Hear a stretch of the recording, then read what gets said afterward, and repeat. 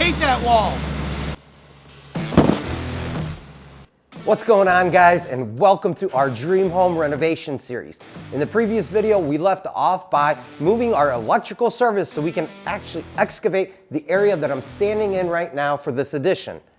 Next, we're going to be pouring a new foundation to extend for the new kitchen, rip off the roof, and vault our ceilings in the dining room to open up the space and create a free-flowing concept.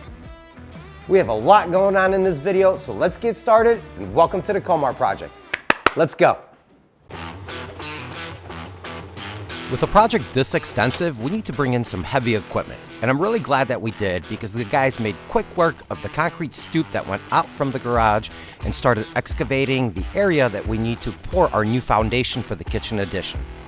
In total, we're only adding 102 square feet to the overall footprint of the house with this foundation. But because we are building up in this area and also over our garage, we're going to be able to add almost 1,200 square feet of living space and redesign every square inch of this house.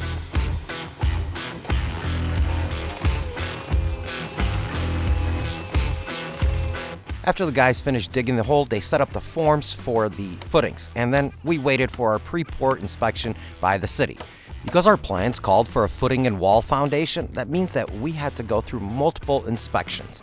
A footing inspection, a pre-pour inspection, and also a final backfill inspection before we can start framing on top of it. So after our inspection for the footing forms was approved, we can start pouring the concrete into them. A footing is essentially a wider wall that the foundation sits on. Our plans called for 8-inch foundation wall, and I believe this was a 16-inch footing with a keyhole in it. And a keyhole or keyhole joint is just a groove in the footing that is put in while the concrete is wet that will help tie the foundation wall into it.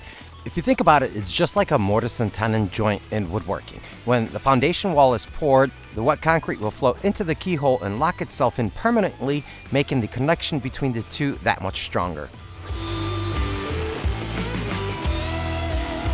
The next day, the footing was cured and the guys were able to start setting the forms for the foundation wall, starting with the outside.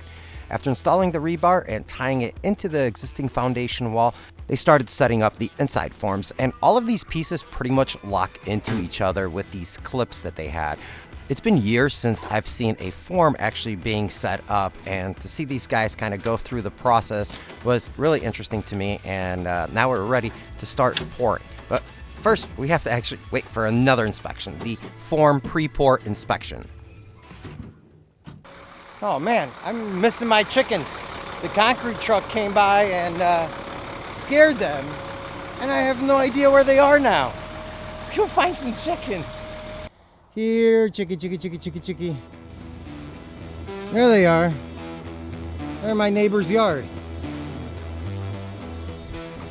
Just hanging out in my neighbor's yard. I gotta fix this fence.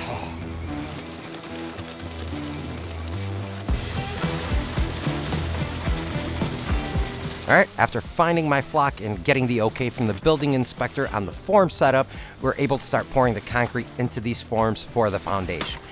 And to get to this point, it took about a week with everything setting up, getting inspected, approved, pouring, resetting, inspecting again. So I was really excited to see the bolts go into the foundation that will mechanically connect our kitchen walls to the foundation wall.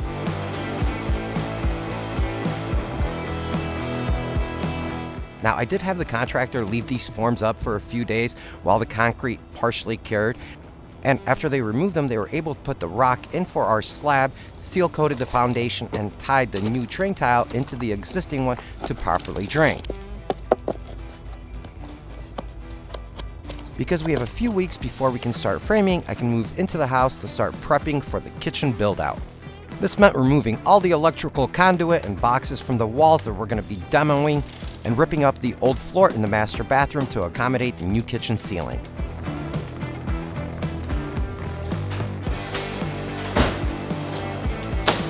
And because there's so much framing and reconstruction of the house that needs to be done, I did hire my buddy Sebastian and his band of misfits to help this job go much smoother and much more quickliest, I don't know what the word is, but fast.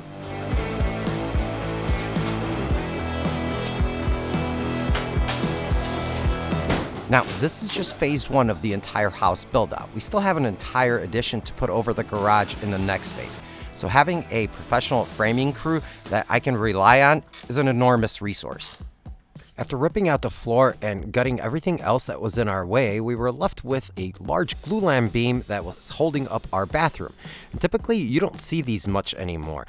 Most of the load framing is done with a microlam beam nowadays, so I was pleasantly surprised to have two of these in our house that I can repurpose for something else, like a big workbench. It's essentially a massive butcher block, and with them being 16 foot long, we can make quite a few things out of them, so into storage they go.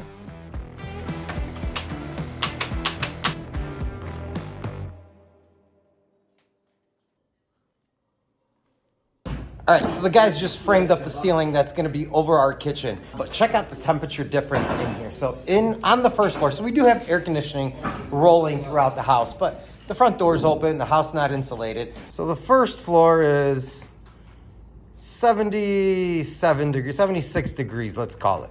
Now let's go up the stairs. I'm going up the stairs. And let's just take one of these 2x4s, for example. We are at 95, 94, and on the ceiling where they have to work, 103, 111, 109. So as you can tell, up here, there's a huge difference in temperature, and we're about to hit a heat wave. It's only 90 degrees outside. Tomorrow, it's gonna be somewhere between 100 and 105. So I think tomorrow, we're gonna be taking a day off. Let's check Sebastian's head. Let's see how. 109! He's sick, he's gotta stay home tomorrow. There's no such thing as taking a day off on a project like this. It's nonstop, go, go, go, go, go, trying to get everything weathered in. My biggest fear is not making it in time to finish the roof before the temperature drops and the rain comes. So we need to kick it into high gear and frame the second floor ceiling before we can move on. We have a ceiling. A ceiling. Whoa, you guys are dirty. How's that? Any better? Okay. So the upstairs is going so well. The guys just finished up doing the ceiling, and now they're gonna start ripping up everything so that we can take this roof off tomorrow.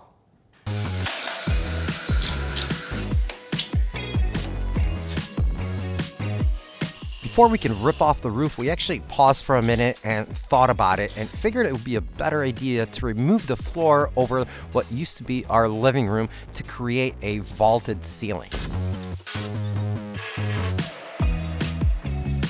And to me, this was the biggest transformation we've had up to this point and what I was really waiting for. This is why we did all of this. This renovation basically came down to, can we remove this floor? How do we go about doing that? And we wanted to open up this fireplace, open up this area. We wanted to be able to look downstairs.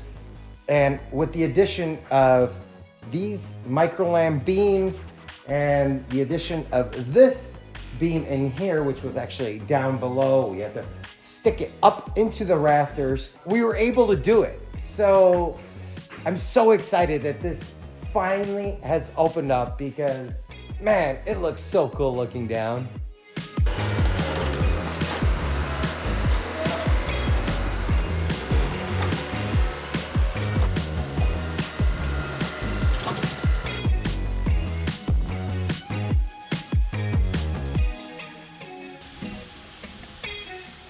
All right, so the concrete truck is here.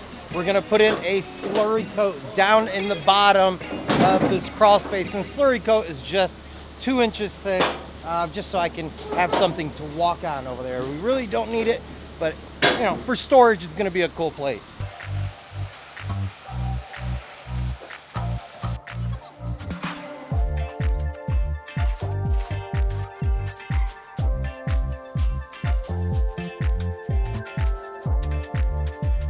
Okay, today's a big day. We finally start framing this extension, which is gonna be our kitchen. I'm really excited because we're finally going to see what this space truly looks like. So that wall all the way out there, and then all that is getting bumped out. Let's go.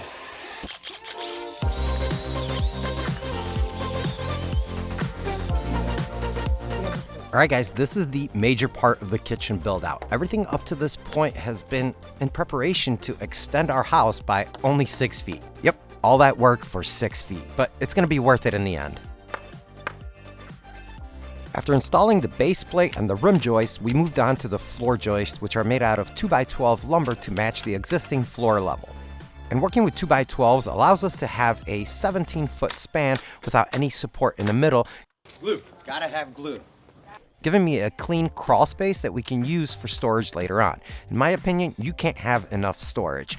And the slurry coat we put in earlier will work out great for like sitting bins on top of it and just storing stuff we don't need.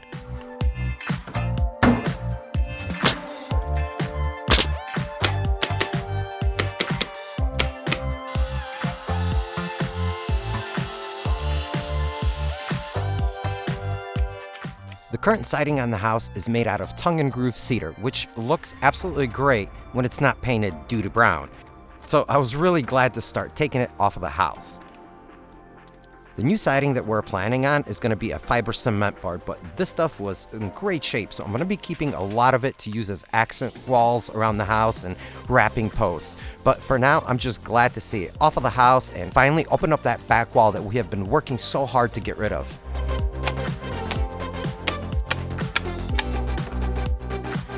With everything open, we have enough space to start framing the new kitchen wall made out of 2x6 construction.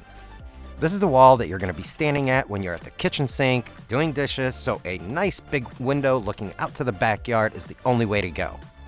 So we have a large backyard, and believe it or not, we didn't have a single window or door facing that backyard. Everything was towards our neighbors' houses. So during the design phase, we made sure to put 2 large windows and a glass French door facing our yard.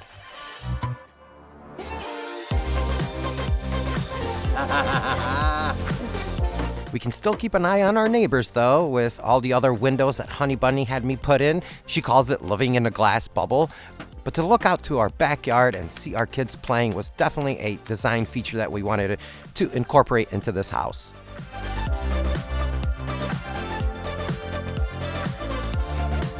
Next, the guys can start ripping off the roof, and because I'm a little bit afraid of heights, I thought there was something better that I can kind of spend my time on, and I had a better idea. Or at least I thought so. Ooh! Ow!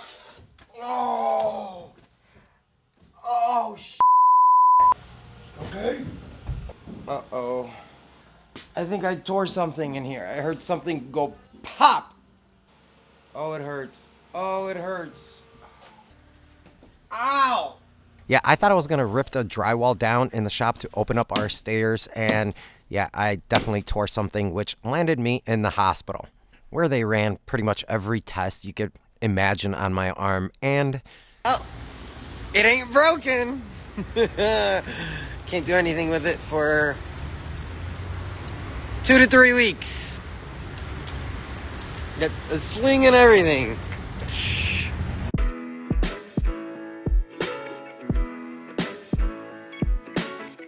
Yeah, apparently it was a very minor tear, but it hurt like my arm was chopped off every time I tried to use it.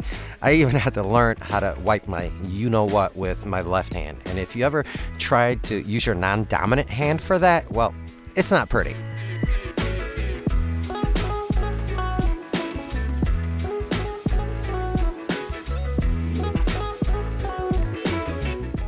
At that point, I'd figure I'd be more of a nuisance to the guys than any help, so I took a step back while they finished up the framing on the second floor walls. And this section will have 2 of the 4 bedrooms that we are putting on the second floor.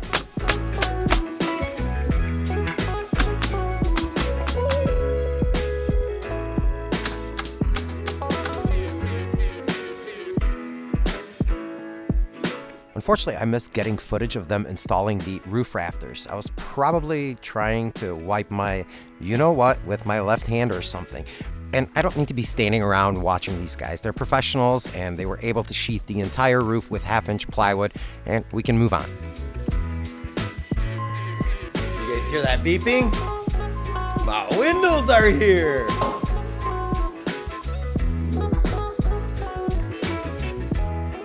big guy. Windows is a huge milestone for us. I've been waiting for this day for a long time, and it's been a month since my injury, and I could not wait to get back into the flow of things and just hanging out with the guys.